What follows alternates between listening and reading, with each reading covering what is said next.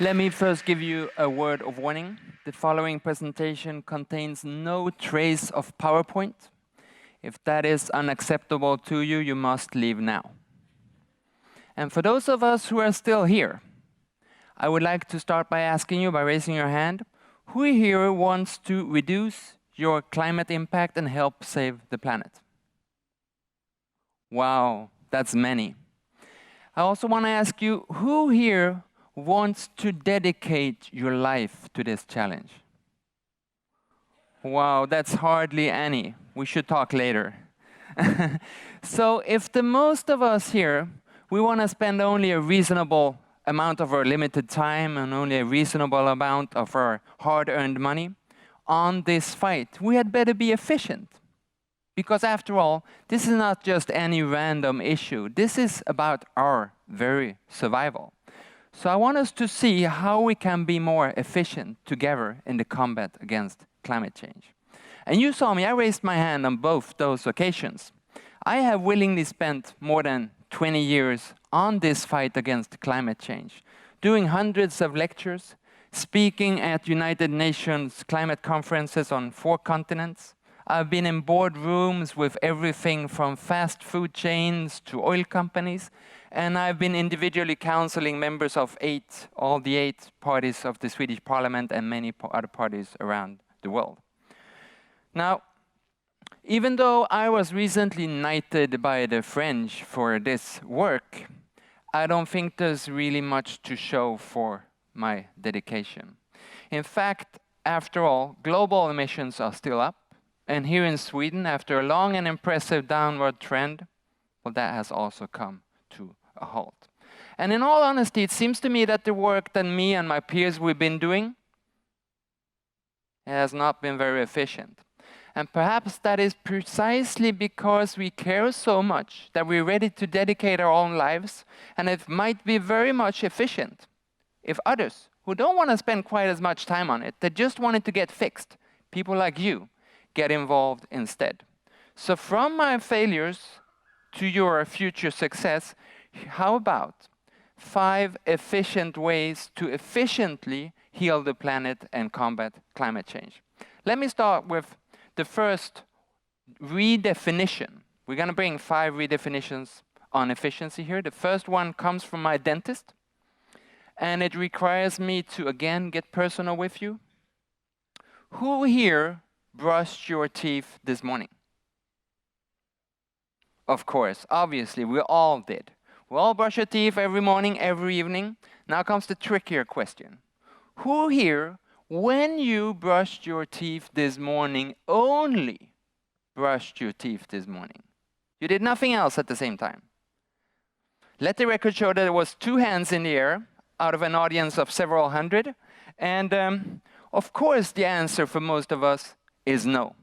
You brushed your teeth and you read the morning paper, you checked your social media, you uploaded something on your phone, you brushed your hair, you used the toilet, because there's no moment in our daily routines when doing just one thing seems so incredibly inefficient as those 2, 3, maybe 4 minutes in the morning and in the evening when we brush our teeth. And myself, I'm just like you. I did all of those things I mentioned and then some when I brushed my teeth this morning. In fact, when I sit on the toilet brushing my teeth, I don't quite sit on the toilet. I make sure there's like a 5 centimeter gap, because that way I also get my thigh muscle training at the same time as I brush my teeth, so that I'm ready for the biking or the skiing season. I thought I was very efficient, but then I met with my dentist. You need to stop doing other things at the same time as you brush your teeth, she told me. And I had not told her anything about my multitasking, so I wondered how she knew. Was she impressed with my incredible thigh muscles? No, it was my damaged teeth. To brush your teeth the right way, you need to only brush your teeth when you brush your teeth. That was what she told me. And then she presented the bill, quite large, for fixing my teeth. And that got me thinking, of course, about my teeth, but also about other things that might be even more important to you than my teeth. Something like climate change. And in our professional lives, we know, we've heard over and over again that multitasking is not super efficient, but it's hard for us not to. I see some people here who are multitasking even though we were told not to. And I think that for the climate, we need a dentist telling us to dedicate just 3 minutes, just twice daily, on the cause, every day. 3 minutes, that's not much, but 3 minutes is enough to make a huge difference. With 3 minutes, you can change the electricity that you buy to a greener supplier. You can go to the grocery store and find greener products. You can sort and recycle your waste. In short, there's so much we can do with 3 minutes as long as we don't brush our teeth at the same time. The second redefinition of efficiency that I want to bring to you comes from the repair shop just across my street. This repair guy, he can repair just about everything. We know the kind. And with me, he certainly does. And you know this, right? A pair of really old and comfortable gloves. And just when they become the most comfortable they can get, they start falling apart. And that's when you hand them in and get them repaired, and you can use them much longer. And it feels great for your soul, for your hands, and for the climate as well. Now, I never brought my fridge to the repairman. Not because he can't repair it, but because he shouldn't. There's a big difference between a pair of gloves and a fridge. Not only that the gloves are there to keep me warm and the fridge is there to keep my stuff cold, but also that the gloves, they look very much like the gloves I guess my great-grandfather's great-grandfather used. But the fridge doesn't look anything like that. So when my gloves are worn out, there's no efficiency gain in getting a new pair of gloves rather than repairing the old ones. But when the fridge is worn out, there's a huge efficiency gain by replacing it and buying a new one, simply because the new one is so much more efficient. And this means that we should carefully re-examine the 4 R's that we've been told within the environmental movement and sustainability of the reduce, the reuse, the repair, and the recycle. And quite often we should replace them all with replace. So if you want to be efficient, sure, repair those gloves, but replace the fridge and the light bulbs and the car and all those other things that over the last 2 years have become so much more efficient that we will be truly climate efficient only by saying goodbye, let's not repair them anymore, let's replace. And the third, and I'm getting personal now, the third redefinition of efficiency is from adolescent summer nights, when we wish that time could stop and the moment could last forever. We all remember moments like that, and we can all compare them with moments where we wish that time really would fly. The routine meetings at work, or even that dentist appointment I told about earlier. And that means that we really intuitively all understand that the importance is not how long something lasts, but what we do with the time. And that's a vital insight for climate work as well. For instance, when we drive cars, as many of us do, we basically waste time.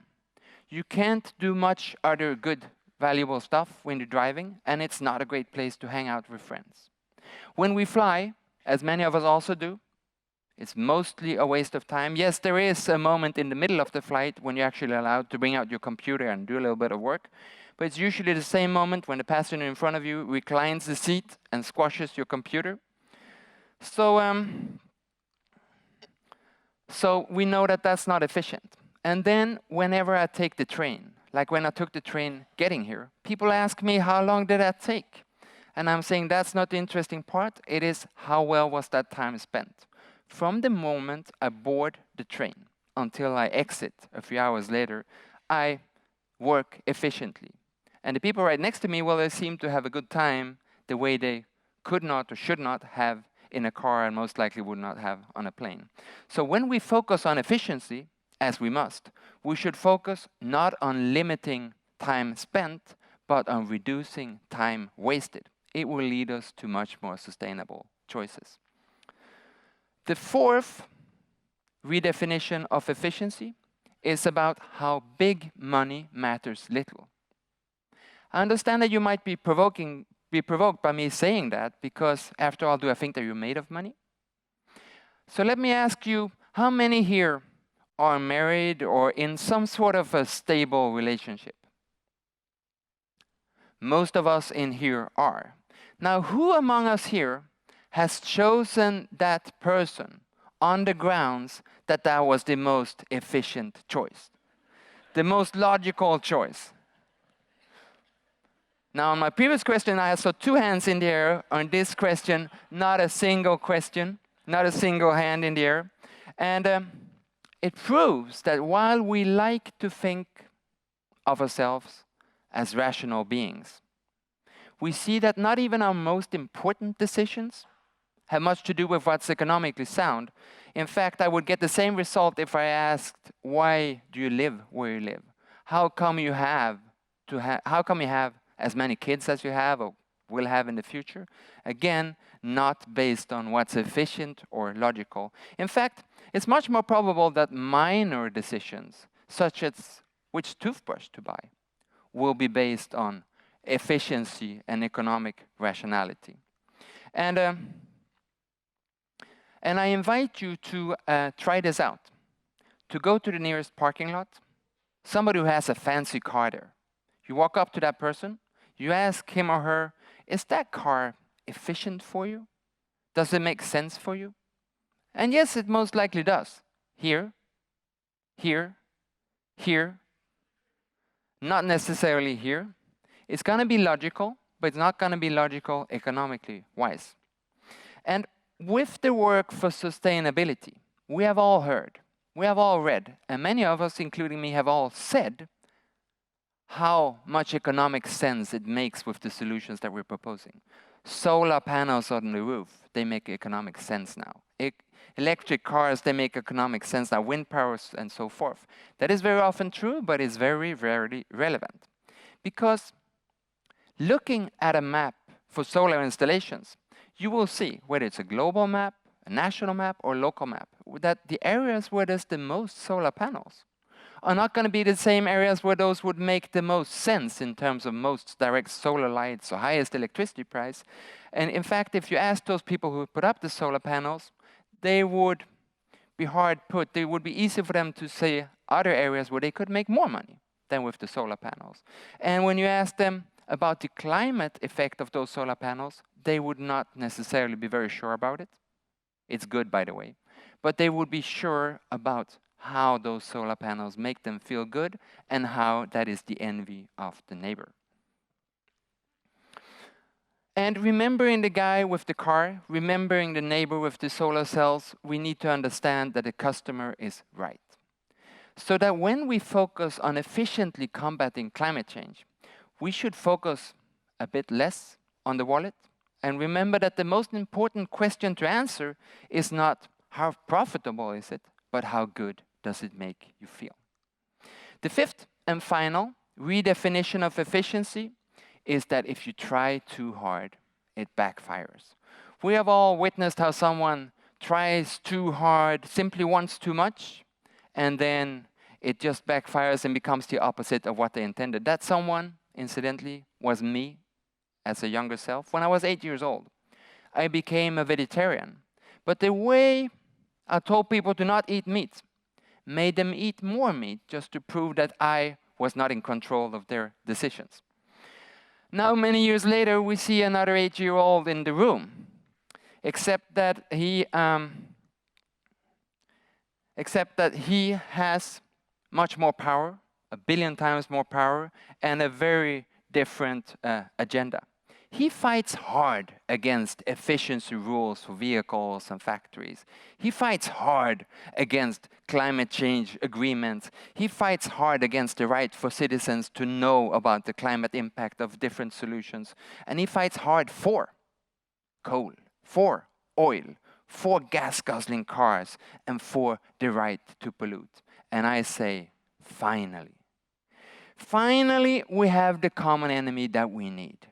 Finally, we have the one that will make us all decide to do more, to try harder, and to be more dedicated in the fight against climate change. We see this in countries around the world. We see this in states within the United States. We see this in cities, villages, boroughs. We see this in organizations, and we certainly see this with individuals like you and you and you and me and us. And yes, so the most important and most effective way to reach our goals may be to make sure that there is someone very outspoken who wants just the opposite. And I want to tell you that, in fact, I've actually made new friends thanks to Donald Trump. I just stand like this in the subway or on the bus or even on the supermarket. I bring out my smartphone, I pretend to read the news, I shake my head, and I say out loud, Trump. And I immediately have 3 new friends. And if you think that my asking of 3 minutes of your daily time twice a day is too much, remember that saying Donald Trump would be against this. That only takes 3 seconds and might very well be the most efficient thing you can do to help save the planet from further climate change. And finally now, I went through all the 5 redefinitions of efficiency. I just want to give us a very special treat straight from the dog races. We all know that at the end of the rainbow, there just might be a bucket of gold. But we also know that that's not relevant because we will never, ever get there. But compare that to the dog races, where the dogs try and reach the rabbit just in front of them. We will try to catch up what's just in front of us, just out of reach. And that is how we want to be in the efficient fight against climate change. Always inspiring others to try and catch us, always being the rabbit for the dogs, always just so close ahead that they feel that they might be able to catch us, but always inspiring others to run just a little bit faster. So this is how we must look at the race to save the climate. We need true efficiency. I believe I've shown that in at least 5 areas that's radically different from perceived efficiency. So, repair your old gloves, replace your old fridge, value the time well spent, embrace the common enemy, be the rabbit, not the rainbow, and may the toothbrush of the mind be forever with you. Thank you so much.